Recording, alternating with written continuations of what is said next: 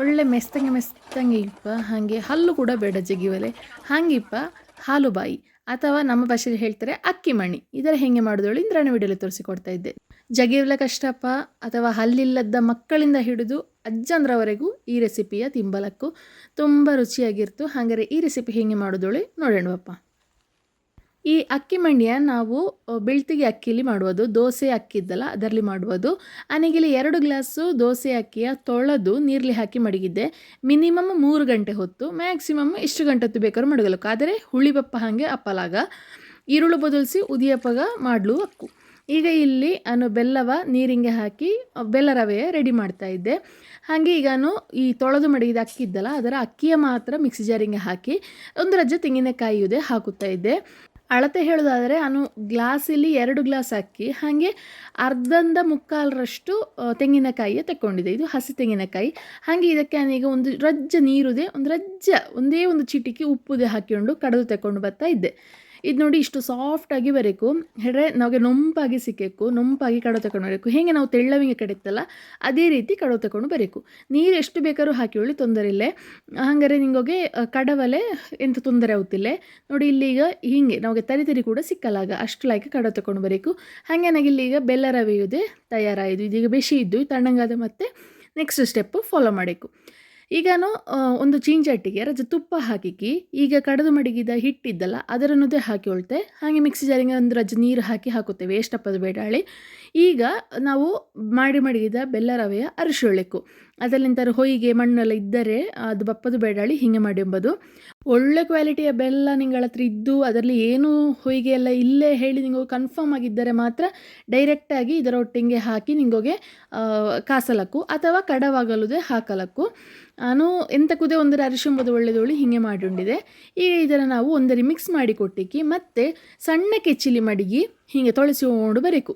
ಇದರ ಕನ್ಸಿಸ್ಟೆನ್ಸಿ ನೋಡಿ ಹೇಗಿದ್ದೊಳಿ, ಒಳ್ಳೆ ನೀರಿನ ನಾವು ತೆಗೆದು ಹಾಕಿದಂಗೆ ಇರ್ತು. ಅಷ್ಟು ನೀರಾಗಿರಬೇಕು. ತುಂಬ ಗಟ್ಟಿ ಇಪ್ಪಲಾಗ, ತುಂಬ ಗಟ್ಟಿ ಇದ್ದರೆ ಬೇಗ ಗಟ್ಟಿ ಆಯಿತು, ಅದರದ್ದು ಬೇಯ್ತಿಲ್ಲ. ಇಲ್ಲೀಗ ರಜತಾದ ಕೂಡಲೇ ನೋಡಿ ಅಡೀಲಿ ನಮಗೆ ಹೀಗೆ ರಜ ಗಟ್ಟಿಯಾಗಿಕೊಂಡು ಬತ್ತು. ಅದರ ನಾವು ತೆಗೆದು ಇದರ ಸೈಡಿಂಗೆ ಮಾಡಿಕ್ಕಿ ಮತ್ತು ಅದರ ಒತ್ತಿ ಎಲ್ಲ ಕೊಡಬೇಕು. ಇಲ್ಲದ್ರೆ ಅದು ಬರೀ ಒಂದು ಹಿಟ್ಟಿನಾಗಿರ್ತಲ್ಲ, ಬೆಂದಿರ್ತಿಲ್ಲ ನೋಡಿ. ಹೀಗೆ ಒಡೆದು ಕೊಟ್ಟ ಹಾಗೆ ಕೊಡಬೇಕು, ಇಲ್ಲದ್ರೆ ಅದು ಸರಿ ಬೇಯ್ತಿಲ್ಲ. ಈಗ ಒಂದು ಚೂರು ಅದಪ್ಪಾಗ ಒಂಚೂರು ತುಪ್ಪವು ಹಾಕಿಕೊಂಡು ಪುನಃ ಹೀಗೆ ಕಾಸುತ್ತೆ. ಹೀಗೆ ಒಂದರಂಗೆ ನೀರಿದ್ದರುದೇ ಒಂದು 10 ನಿಮಿಷಗಳದಪ್ಪಾಗ ಇದು ಹೀಗೆ ಗಟ್ಟಿಯಾಗಿಕೊಂಡು ಬತ್ತು ನೋಡಿ. ಈಗ ಎಷ್ಟು ಗಟ್ಟಿ ಆತೋಳಿ, ಇಷ್ಟಾರ ಸಾಲ ಇನ್ನುದೇ ಆಯಕ್ಕೂ.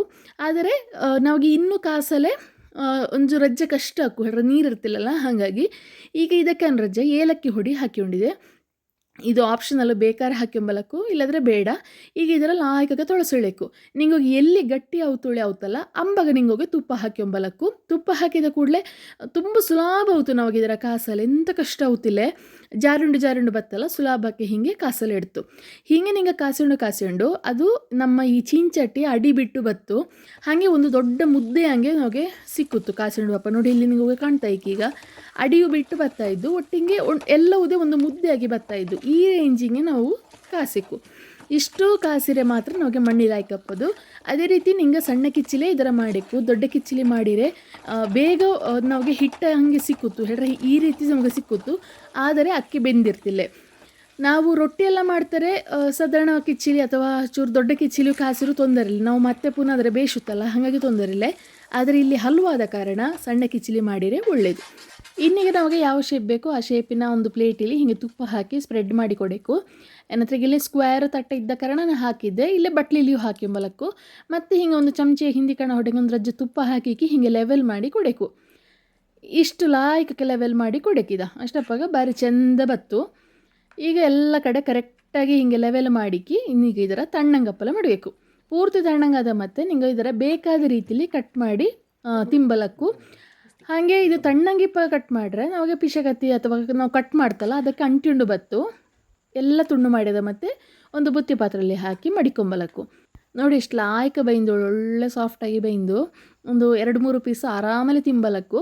ಈ ವಿಡಿಯೋ ನಿಮಗೂ ಇಷ್ಟ ಆಯ್ದೊಳಿಗೆ ಗ್ರೇಷಿದ್ದೆ. ನಿಂಗಳು ಮಾಡಿ ನೋಡಿ ಮತ್ತು ಹೆಂಗಾಯ್ದೊಳಿ ಕಮೆಂಟ್ ಬಾಕ್ಸಲ್ಲಿ ತಿಳಿಸಿ. ಇನ್ನೊಂದು ವಿಡಿಯೋ ಒಟ್ಟಿಗೆ ಬತ್ತೆ. ಅಲ್ಲಿವರೆಗೆ ನಮಸ್ಕಾರ.